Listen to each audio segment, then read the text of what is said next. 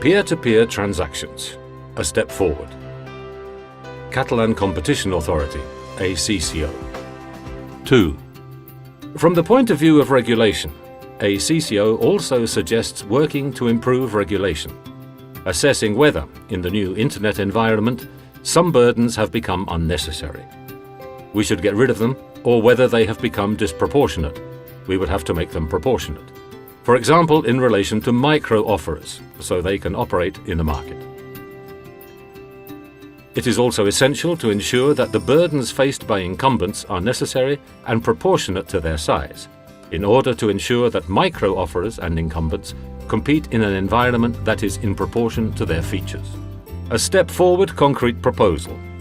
Eliminate unnecessary burdens and make essential burdens proportional to the various operators so that all operators can compete in a relatively balanced environment.